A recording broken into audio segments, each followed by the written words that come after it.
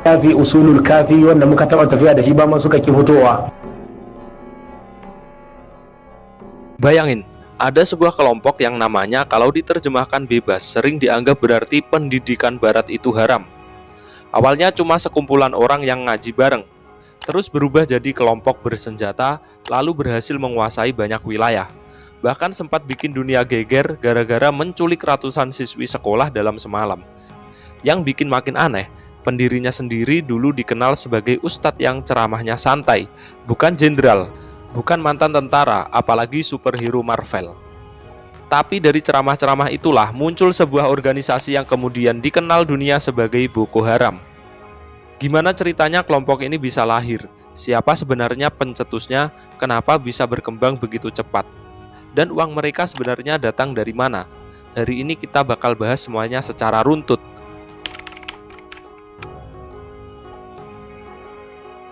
Sebelum ngomongin Boko Haram, kita kenalan dulu sama panggung utamanya, namanya Nigeria. Negara ini termasuk yang paling padat penduduknya di Afrika. Ironisnya, walaupun kaya minyak bumi, banyak daerah justru hidup dalam kemiskinan, terutama wilayah utara. Di sana, lapangan kerja minim, pendidikan juga belum merata, belum lagi konflik antar suku, korupsi, dan ketimpangan ekonomi. Jadi, ketika ada seseorang datang membawa janji perubahan, banyak orang langsung tertarik. Ya, ibarat lagi lapar, terus ada yang bilang, "Sini, ikut saya, hidup bakal lebih baik." Biasanya ada saja yang ikut. Di kondisi seperti itulah muncul seorang tokoh bernama Muhammad Yusuf.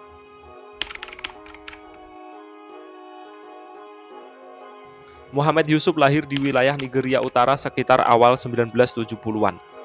Ia tumbuh di lingkungan yang religius dan kemudian dikenal sebagai penceramah yang cukup populer di kalangan anak muda. Kalau lihat rekaman ceramahnya, gaya bicaranya bukan yang teriak-teriak dari awal sampai akhir, justru sering terdengar tenang, makanya banyak orang betah datang mendengarkan. Awalnya pengikutnya belum banyak, mereka berkumpul untuk mengaji, berdiskusi soal agama, dan membangun komunitas. Sedikit demi sedikit, jumlah orang yang datang makin bertambah. Kenapa?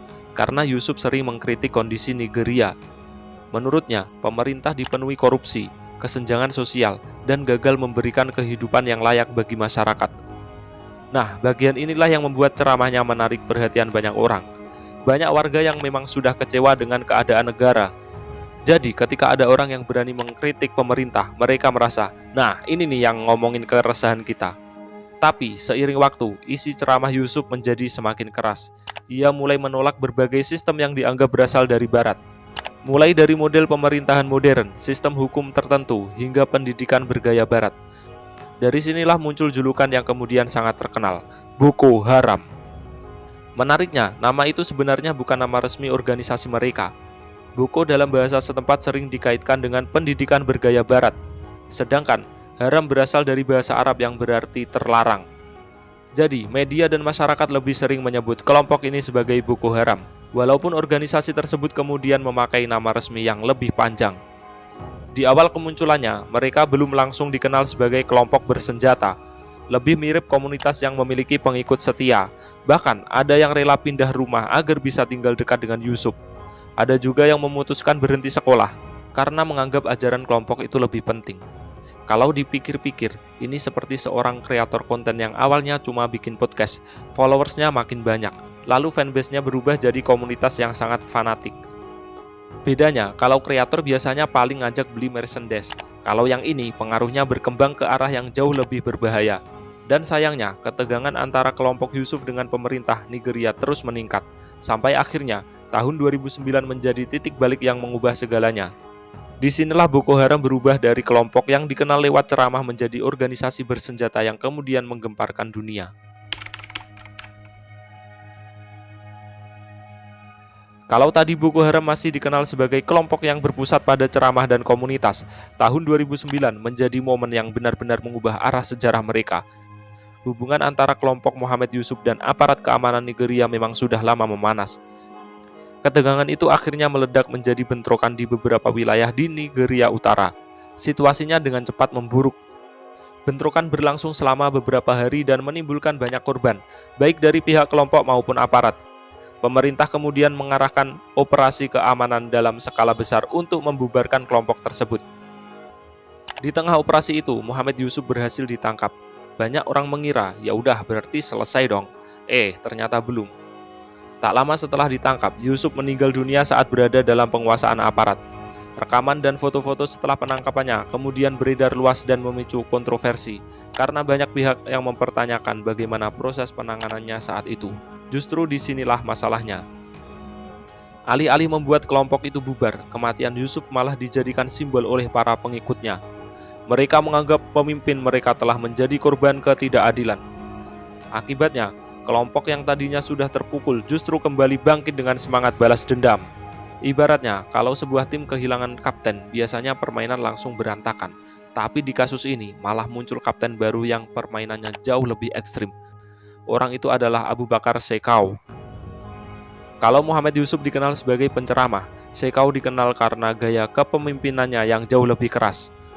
Di bawah kepemimpinannya, Boko Haram berubah menjadi kelompok bersenjata yang lebih terorganisasi dan lebih sering melakukan aksi kekerasan terhadap warga sipil, aparat keamanan, sekolah, rumah ibadah, dan berbagai fasilitas publik.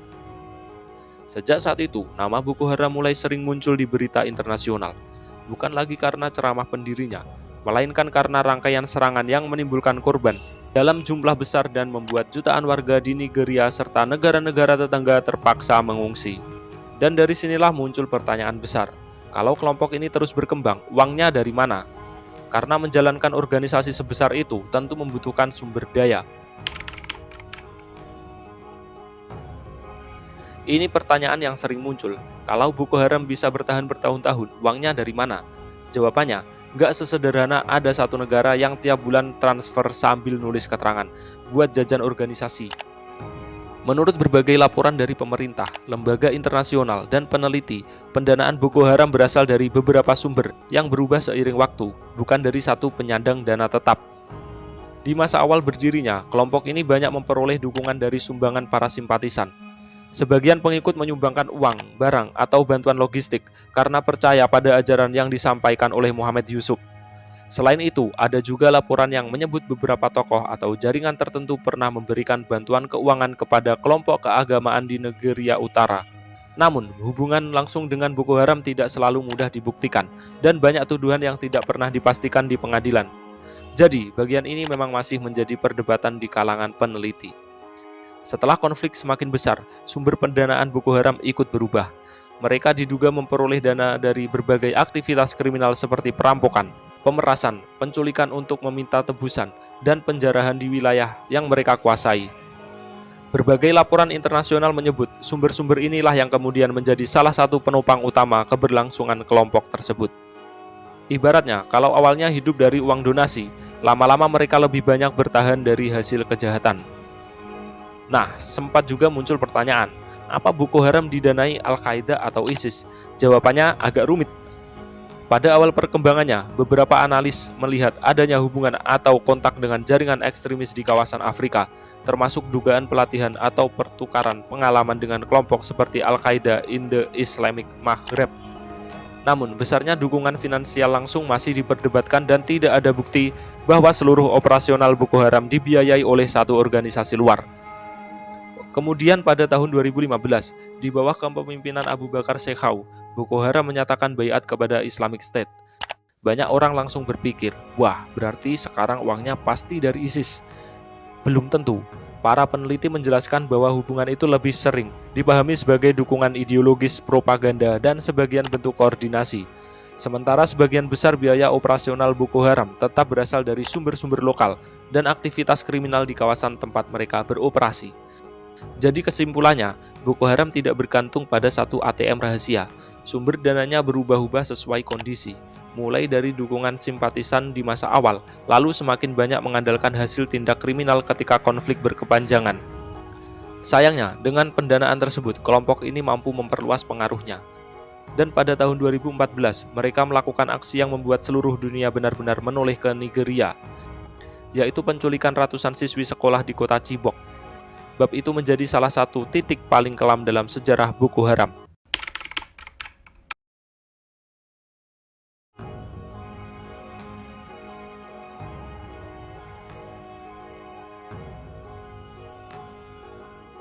Kalau sebelumnya Boko Haram sudah sering muncul di berita, maka tahun 2014 adalah momen yang benar-benar membuat nama kelompok ini dikenal hampir di seluruh dunia.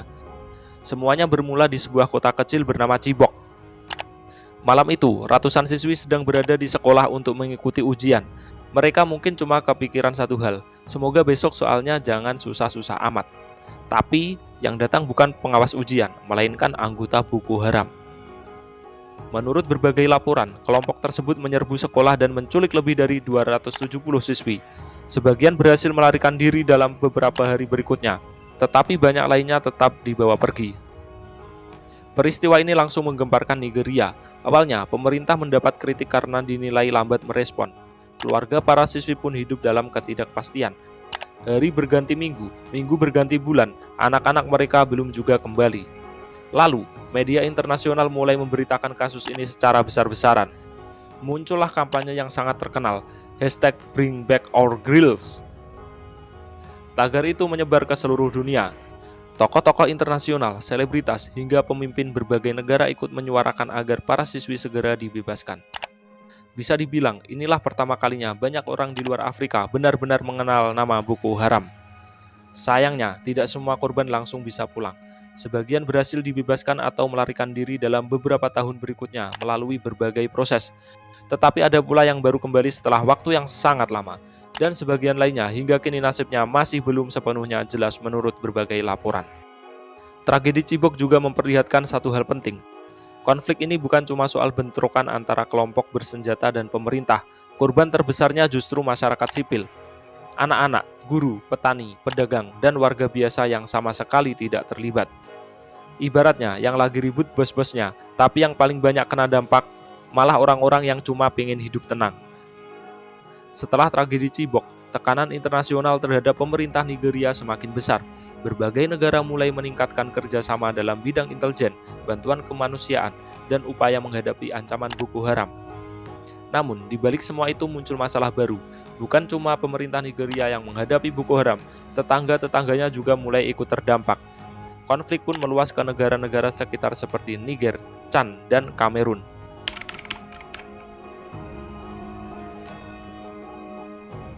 Kalau di film, biasanya penjahat kompak dari awal sampai akhir. Di dunia nyata justru sering kebalik. Semakin besar sebuah kelompok, semakin besar juga peluang munculnya konflik di dalam. Dan itulah yang terjadi pada Boko Haram. Setelah bertahun-tahun dipimpin Abu Bakar Shekau, mulai muncul perbedaan pandangan di antara para anggotanya. Bukan soal siapa yang kebagian cuci ompreng, tapi soal arah organisasi dan cara kepemimpinan. Pada tahun 2015, Shekau menyatakan baiat kepada Islamic State. Awalnya banyak yang mengira hubungan itu akan membuat Boko Haram semakin solid. Yang terjadi malah sebaliknya. Setahun kemudian, ISIS mengumumkan dukungannya kepada seorang tokoh lain, yaitu Abu Musab al-Barnawi, untuk memimpin afiliasi mereka di Afrika Barat. Masalahnya, Shekau tidak mau menerima keputusan itu.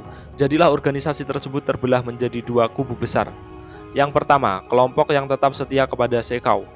Sedangkan yang kedua dikenal sebagai Islamic State West Africa Province, yang mendapat pengakuan dari ISIS sebagai afiliasi mereka di kawasan Afrika Barat. Nah, disinilah mulai rumit. Dua kelompok ini sama-sama berasal dari akar yang sama. Sama-sama beroperasi di kawasan yang mirip, tapi mereka punya kepemimpinan yang berbeda dan bahkan beberapa kali dilaporkan saling bentrok. Ibaratnya, bukan cuma lawan pemerintah, mereka juga bisa berselisih dengan mantan satu tim sendiri. Sementara itu, pemerintah Nigeria bersama negara-negara tetangga terus meningkatkan operasi keamanan untuk menekan aktivitas kedua kelompok tersebut. Lalu pada tahun 2021, terjadi salah satu peristiwa paling menentukan dalam sejarah Boko Haram. Menurut berbagai laporan, pasukan Isbab mengepung wilayah tempat Shekau bersembunyi. Alih-alih menyerah, Shekau dilaporkan memilih mengakhiri hidupnya menggunakan bahan peledak yang dibawanya sendiri ketika posisinya sudah terdesak. Kematian Shekau menjadi pukulan besar bagi faksi yang dipimpinnya. Setelah itu, banyak anggotanya dilaporkan berpindah ke Isbab. Sementara, sebagian lainnya menyerah kepada pemerintah atau tercerai-berai. Namun, berakhirnya Shekau bukan berarti ancaman langsung hilang. Karena hingga kini, kawasan Danau Chan dan sebagian Nigeria Utara masih menghadapi tantangan keamanan dari sisa-sisa Boko Haram maupun Isbab. Meskipun kemampuan mereka telah banyak berkurang dibanding masa puncaknya. Jadi, perpecahan itu memang melemahkan Boko Haram. tapi konflik yang mereka tinggalkan masih membutuhkan waktu lama untuk dipulihkan. Nah, sekarang kalau ada yang bertanya, apakah Boko Haram sudah benar-benar hilang? Jawabannya adalah belum.